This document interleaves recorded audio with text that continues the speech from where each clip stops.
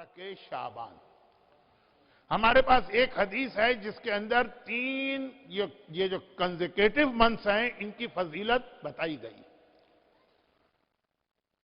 پیغمبر کا یہ فرمان ہے کہ رمضان یا شہر رمضان اللہ کا مہینہ ہے، شعبان میرا مہینہ ہے، رجب میرے اہل بیت اور میری آل کا مہینہ.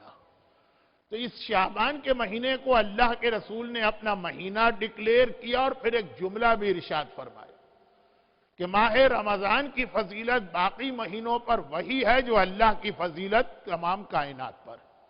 شعبان کی فضیلت باقی مہینوں پر ایسی ہی ہے جیسے میری فضیلت سارے انسانوں پر. اور ماہ مبارک رجب، بس حدیث کو آپ کمپلیٹ کر لیجیے. تو ماہ مبارک شعبان اسلامک کیلنڈر کا اونلی منتھ ہے جس کے اندر غم کی کوئی تاریخ نہیں اور خوشی کی اتنی تاریخیں.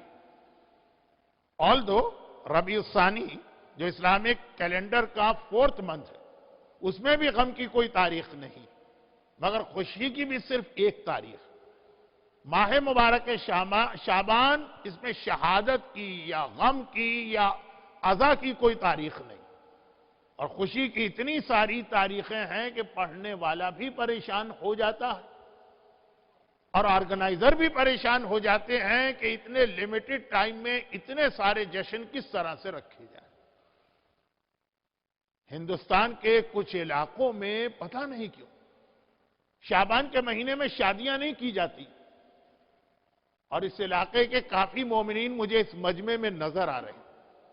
پتہ نہیں کیوں اس مہینے کو شادی کے حوالے سے بہت برا مہینہ سمجھا جاتا.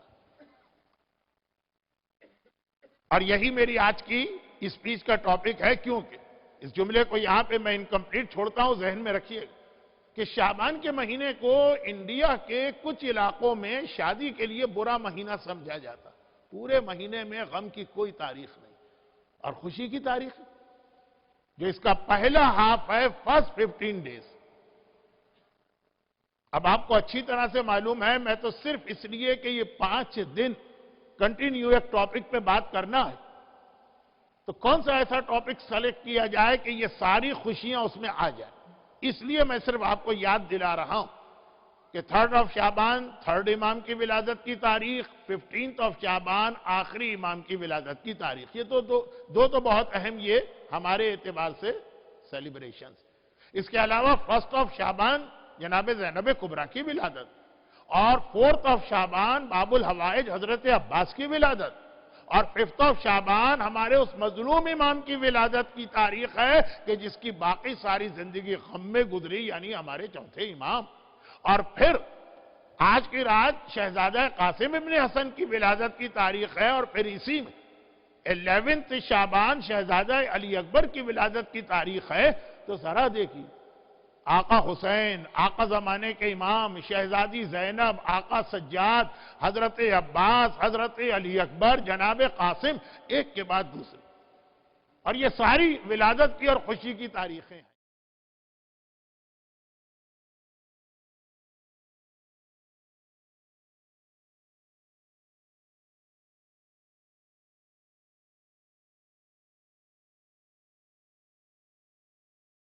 اور اس پر معاذاللہ بیٹھنا اس طرح کا تو ہے نہیں جو کشتی پر ہوتا. تو یہ کوئی چیز ہے جس کو بطور استعارہ کشتی پر بیٹھنا کہا گیا ہے. تو اب وہ کیا چیز ہے جسے کہا گیا ہے کشتی پر بیٹھنا؟ اور ماشاءاللہ ادبا اور ادیب ہونے کے لیے شاعروں میں ضرورت نہیں، نثر میں ادیب ہوں وہ بھی سمجھ سکتے ہیں کہ استعارے کی بنیاد تشبیہ پر ہوتی ہے.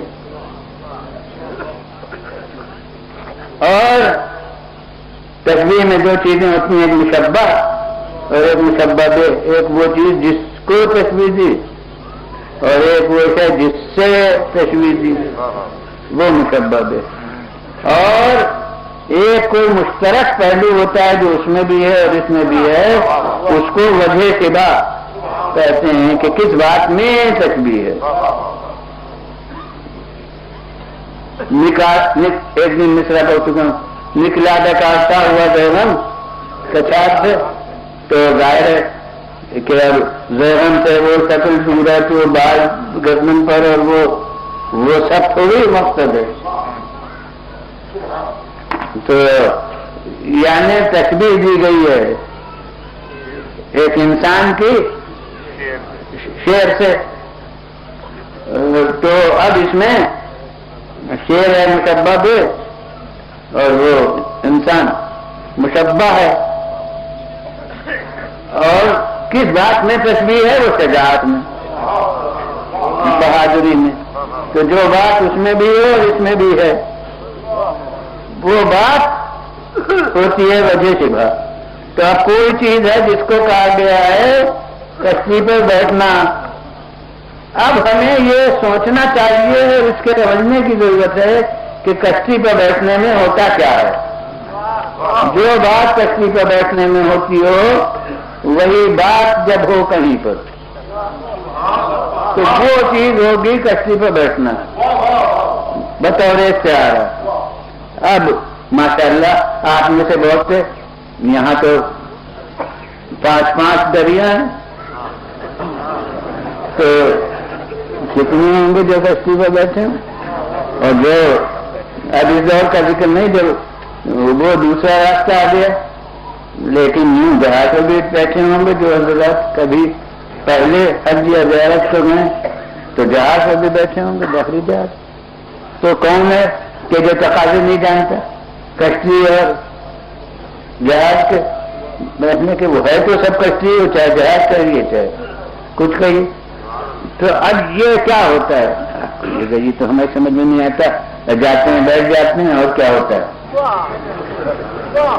تو یہ پوچھ کیا رہے ہیں کہ کیا ہوتا ہے؟ میں کہتا ہوں وہ تو میں بھی جانتا ہوں، وہ جا کے بیٹھ جاتے ہیں. تو کیا معاذ اللہ یہاں بھی جا کے بیٹھ جائیے گا؟ کوئی خاص بات ہے کشتی پر بیٹھنے میں کہ وہ مشترک ہے، تو وہ بات تلاش کرنا ہے کہ وہ کشتی پہ بیٹھنے سے تو کیا ہوتا ہے. آپ کو یہ اب تو ہماری کچھ سمجھ ہی نہیں آتا، ہم جواب کر دیں. اب میں آپ سے سوال کرتا ہوں. ایک کشتی پہ ہے دریا میں، آپ ہیں ساحل پر کھڑے ہوئے، اور ساحل پر کھڑے کھڑے آپ کشتی کی تعریفیں کرنے لگے کہ بڑی اچھی کشتی ہے، بہت خوبصورت ہے، بڑی عمدہ رفتار ہے. یاد رکھیے کہ اگر واقعی کشتی اچھی ہے تو آپ مزہ کرنا قابل تعریف ہے کہ آپ سچی بات کہہ رہے ہیں. اور اگر دنیا اس اچھائی کو ماننے کے لیے تیار نہ ہو تو یہ جہاد بھی ہو سکتا ہے.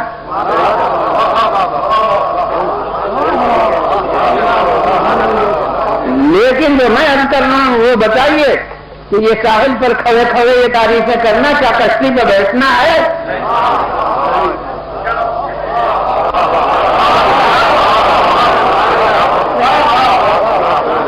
ہر ایک کی زمین نے گواہی دے دی کہ یہ کشتی پہ بیٹھنا نہیں.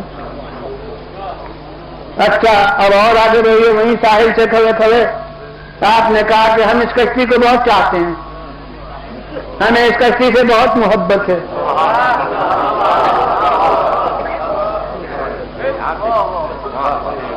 جو میں کہتا ہوں محبت بھی، میں آپ کو مبارکباد دوں گا کہ یہ محبت قدر حسن کی دلیل ہے.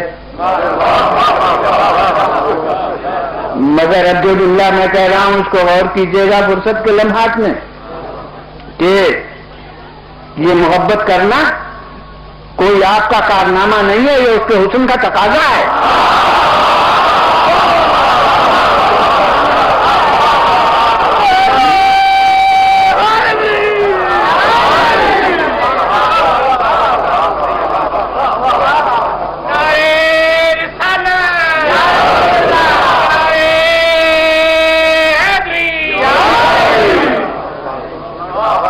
محبت میں کرتے تو ظلم تھا، اب محبت کر رہے ہیں تو خیرات ظلم سے بنی ہے.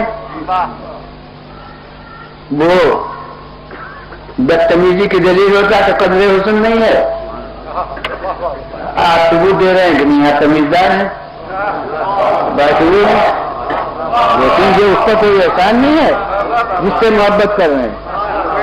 کیا بات. تو اب یہ محبت بالکل اچھی بات ہے، قدر حسن کی دلیل ہے، سب کچھ ہے، مگر دو سوال تو اپنی جگہ قائم ہے کہ ساحل پر کھڑے کھڑے یہ دعوی محبت ہی نہیں، واقعی محبت بھی. کیا یہ کشتی پر بیٹھنا ہے تو نہیں. اب اس سے نازک تر منزل ہے کہ آپ ساحل پر کھڑے ہیں، کشتی دریا میں ہے اور بعد مخالف کے چپیڑوں میں پڑی اور ڈوبنے کے قریب ہوئی اور آپ نہیں ساحل سے کھڑے کھڑے آنسو بہانے لگے.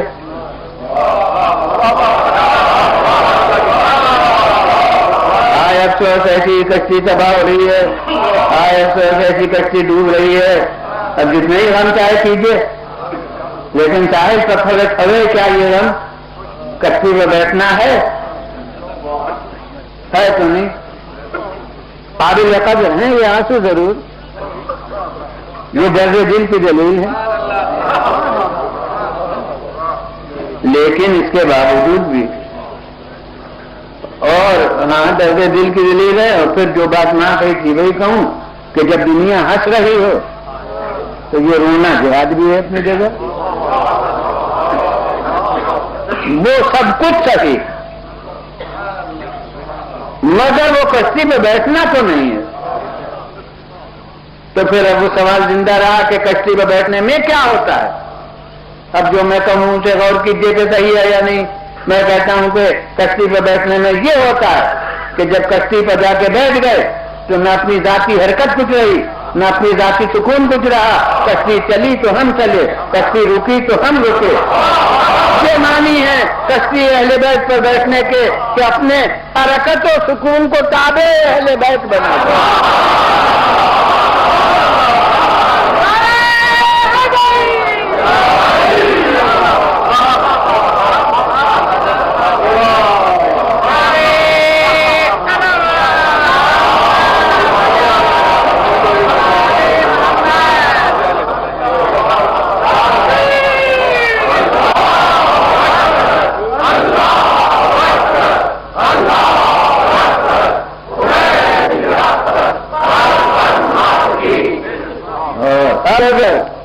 واقعی کشتی پر بیٹھے راستے کام لگے.